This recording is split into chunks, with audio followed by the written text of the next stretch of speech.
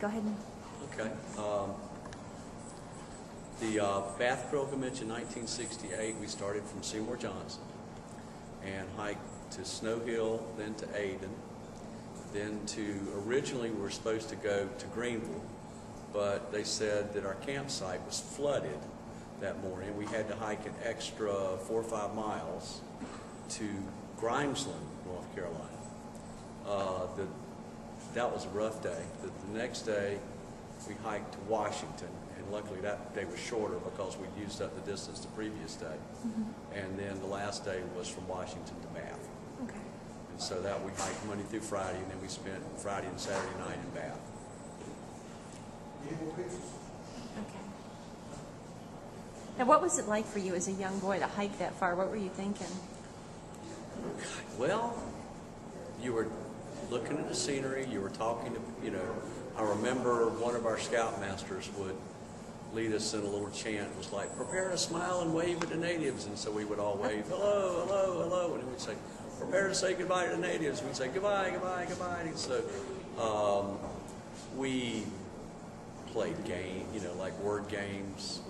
We tried to, I remember we would spell everybody's name backwards because you're out there a long time. You'd sing weird songs. Each day's hike, we would probably be hiking, say, 3 to 4 miles an hour. Wow. So the average hike was, 18 to 20 miles. So we were actually walking 4 to 5 hours each day.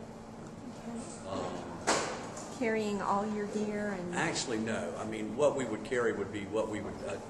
we were not set up for like hiking. I mean, we would carry change of socks, materials we may need on the trip. What they would do is haul our gear. We would break camp each morning, and then our gear would be hauled to the next campsite, and we'd set up camp that night. Do you think boys could do that today? I think they could. Yeah, it was surprising when you get down to it. I mean, we had taken some preparation hikes to get ready, but it's another thing to get ready to hike 18, 20 miles, 5 days in a row. I mean, you can take a weekend hike of 20 miles, but then to get up the next morning and do it again.